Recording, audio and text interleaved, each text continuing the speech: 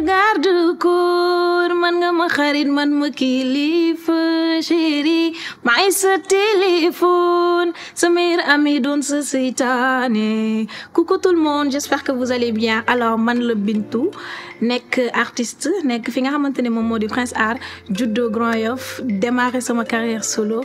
en 2024 ak lépp yow la. Bintou, est-ce que mën nga ñu wax un peu ci sa xale sa enfance nan nga ko doon dundee ak it nan nga demee ba découvrir sa passion ci wàllu musique. maa ngi juddoo Grand Yoff màggee foofu aussi depuis ma nekk xale ma yàggoon bëgg ay nekk ci kër gi di wayantu et tout sama famille aussi am ñoo xamante ne am nañ ay voix yu neex nekk ñi am aussi ñi nga xamante ne dañuy nekk ci musique bi léegi ma màgg ci entourage boobu noonu ma daan nekk ci kër gi di wayantu et tout. naka nga def ba bokk ci seen petit gallé participer ci ak it bi nga ci nekkee ci compétition bi nan nga ko dundee. alors décision bi mi ngi jóge ci sama benn tata sama benn sœur yaay bu ñuy wax Sala moom moo gisoon émission bi di jàll ci télé bi après ci la jëlee numéro bi daal di inscrit après mu ne ma convoqué nañu jour temps dañoo war a dem et que da nga war a dem participer ci concours bi. également Bintou lan la seen petit gallé apporté en tant qu'artiste. bon mën naa ne émission bi apporté na ma lu bëri tax na nit ñi xam ma tax na sama porte yu bëri ubbeeku ci jàngat naa ci aussi lu bëri loo xamante ne tey jii li tax ñu naan Bintou dafa dal wala dafa noppi wala dafa làkkatu lépp ci biir émission boobu ñun laa ko jëlee. ñu ñëw nag ci sa lancement de carrière nan nga dundee wala naka la demee woon ci transition bi diggante jóge ci compétition bi ak lancer sa carrière professionnelle. entre fin wu Sen Petit Gallé ak début carrière solo bi mën naa ne jàng naa ci lu bëri genre ci laa égaliwee sama études yi en licence bi ci laa ko amee bi ma ko paree ci laa commencé di liggéey ak ki nga xamante ne moo di Aïda Samb liggéey naa aussi ak tonton Der liggéey aussi ak ki nga xamante ne moom moo di Momo Dieng te daf ma permettre à ce que ma gën a mën a même si maîtriser wu ma carrément milieu bi ma gën a mën a xam milieu bi xam li muy laaj ak li muy bañ li ngay war a def ak li nga warut a def tax na aussi ma xam ci musique lu bëree bëri loo xamante ne peut-être xamuma ko woon bi may gën a nekk xale. bëggoon nañ xam tamit lan moo nekkoon étape majeure yi nga xam ne ci sa parcours depuis bi Sen Petit Gallé jeexee ak léegi lan mooy étape yi gënoon am solo ci yow. parce que mën naa ne émission bi moo koy def ràññeewu ma woon genre ràññee naa mais pas carrément am na yoo xamante ne dañ ko daan wax mais du ma ko xam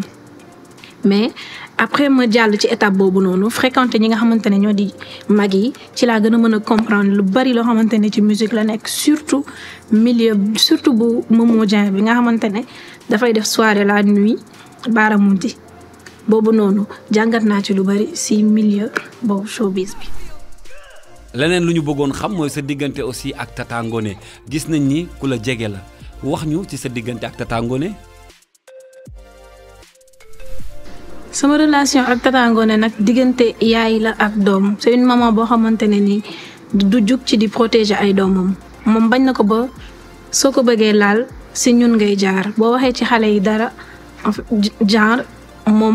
mooy réagir parfois sax da lay woo est-ce que ça va moralement mentalement bul réagir bul tontu bul def nii bul def naa genre jël ñu def ñu comme ay doomam yi nga xamante ne moom moo leen jur. ñan ñooy sa ay mentor wala des artistes ci label bi nga xamante ni yaa ngi ci ñan ñoo la ci influencé di la jàppale wala sax yaa ngi leen di bàyyi xel ci sa carrière.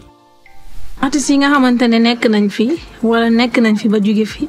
ci ñi nga xamante ne ñoo ma inspiré genre parfois sax damay way ñu ne ma harmonie wu kii nga yore wala harmonie wu kii bokk na ci ki ci njëkk mooy Aïda Samb bokk na ci ñi nga xamante ne ñoo ma inspiré ay wayam daf may neex damay nekk di topp ci ay wayam tout le temps ba damay dem ba su ma wayee sax dañ ma naan harmonie Aïda Samb nga yore ak ki nga xamante ne moo di Titi damay déglu ay wayam aussi neex ma su ma wayee parfois ñu ne ma da ngay xawandi rek moom ni muy wayee. ñu ñëw nag ci objectif yi ak sa avenir lan mooy projet yi nga xam ne mi ngi yegg si ak Prince Art. sama objectif ci li nga xamante ne moo di musique bi mën naa ni bëri na parce que bëgg naa yegg fii suñu tata yi ak suñu yaay yi yegg ci musique bëgg naa def li nga xamante ne moom moo di ay album bëgg naa def aussi ay single yoo xamante ne yu toj la et que bu génnee nit ñi dinañ ko gis dinañ ko bëgg. nan nga fas yéene évoluer en tant que artiste ci at yi nga xam ne la ñu jëm lan mooy sa ay yéene ak sa ay bëgg-bëgg. en tant que artiste bëgg naa def comme li ñeneen ñi di def liggéey ci li nga xamante ne moo di def ay soirée di dolli yeneen single ba heure bu nga xamante ne album bi jot na ñu def ko après génnee ko def promotion bi et tout jàll ci concert yu mag yi ay grand théâtre ak yeneen incha allah. Bintu lan mooy sa routine d'habitude lan ngay faral di gën di def. bon sama routine su ma yeewoo comme que dañu nekk ci vacances damay nelaw ba ay 9h 10h yooyu noonu su ma ko yeewoo après ma def ménage yi ma war a def su ma ko defee ba pare ma daal di sangu vers 13h yooyu noonu bu ko defee su ma sangoo jàppaale xaalaale 14h bi léegi su ma defee loolu ba pare suñu añee ba pare ma def li ma war a def ba pare damay reposer wu benn 1 heure de temps ba vers 17h comme ça ma yeewu su ma jullee ba pare ma daal di dem li nga xamante ne moo di salle de sport bokk na ci sama ay passe-temps favori di nekk salle parce que day tax milieu boobu noonu nekk na milieu boo xamante ne daf maa neex faraay nekk ba ay def li ma war a def ba ay 20h moins ma daal di ñibbi sangu rattraper prière yi ma raté woon après ma reer daal di tëdd. tey boo amoon conseil booy joxe ci jeunes yi nga xam ne yéen a bokk na génération wala sax nga jiitu leen ci tuuti yéen conseil nga leen di jox. alors jeunes yi nga xamante ne bëgg nañ dugg ci musique ma leen di jox ay conseil di leen wax que ne affaire bi yomb na yombul c'est pas que image yi ngeen di gis nii rek dafay ñëw rek sotti non dafay am fi muy jaar et que am na ñoo xamante ne mën nañ ñëw ci yow ne la dama lay defaral musique am ci intention bu baax am na ñoo xamante ne aussi intention yu ñu ci am du yu baax du coup da ngeen di def nànk ngeen ànd ak dal bu mu leen jaral yàq seen àddina wala yàkkamti wala dara man ku xool ci man doo yàkkamti parce que man bi may def musique te mën naa ne depuis 2012 la ba léegi nii te maa ngi door a am sama single boo xamante ne maa ko moom sama genre solo kon affaire yi ngeen war a mën a xam ne nekkul loo xamante ne lu ku yàqamti doo ko mën a def parce que ñi nga xamante ne mën nañ la ko defaral mu baax comme ni nga ko bëggee dañuy préférer nga jël sa temps jàngat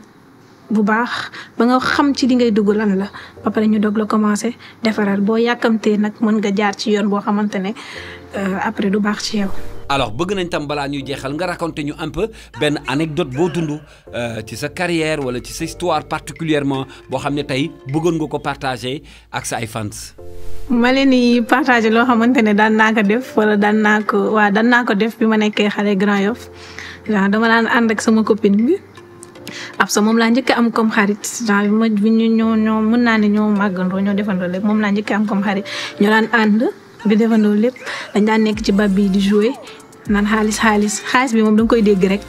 mais daf man dañuy jouer su ma ko gañee mu ne ma yaa ma yoroon fukki dërëm ñu jouer moom ma gañee mu ne ko delloo naan fukki dërëm bi mu la yore loon noonu ak élastique yi ñu nekk dañuy dem marché dem ci tailleur yi daal di jël seen morceau yi dajale ko nekk ci koñ bi di jouer élastique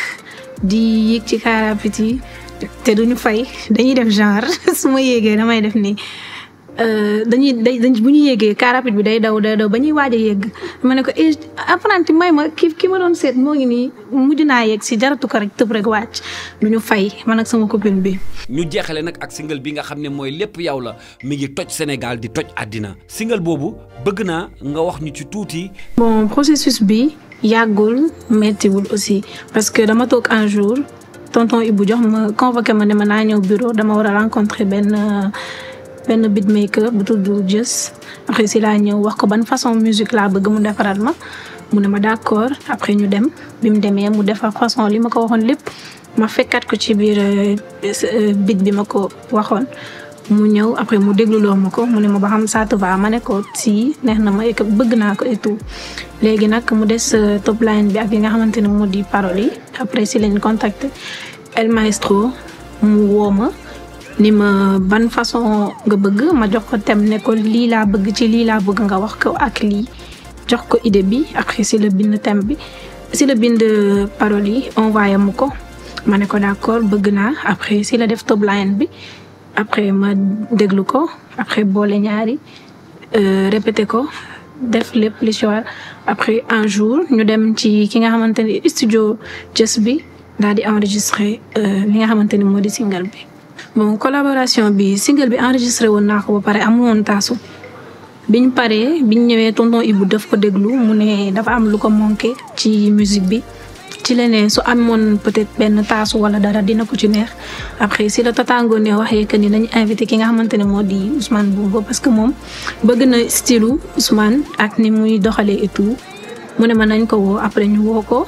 mu ñëw def ñu jox ko thème bi après si la ñëwee taasu ci kaw li nga xamante ne moo di musique bi mooy espace yi nga xamante ne woon amul woon way amul dara mu jël fa dugal fa ay taasu après ci la single bi pare après ci lañ ko clip daat koy génne. et enfin nag clip bi nga xamante ne nii moom la Sénégal yëpp di waxtaanee mais ñëwal ci réalisation bi ak tournage du clip bi. bon tournage bi Tata Ngoné moo ma ne Chadik moo ko war a def après mu envoyé ma Chadik li mu envoyé que ni single bi nii la war a demee solo yi nii la war a demee tout personnage kii lañ soxla Tata Ngoné moo def choix wu ki nga xamante ne moo di Komi parce que dañoo waxoon que ni dañuy soxla benn comédien après si la ne nañ ko contacter. après moom mu ñëw ma ne ko man ak moom xamante nañ ci réseau yi après ci lañ ko contacté moom tamit mu ñëw mu nekk ci sama partenaire ñeneen ñi nga xamante ne ñoo ci nekk samay copine lañ samay copine ak samay sœur lañ ak danseuses yi ñoom ñoo nekkoon ci Anytime et tout ak Ousmane Bongo ak yeneen frère am yi ma àndaloon muy Bongo man.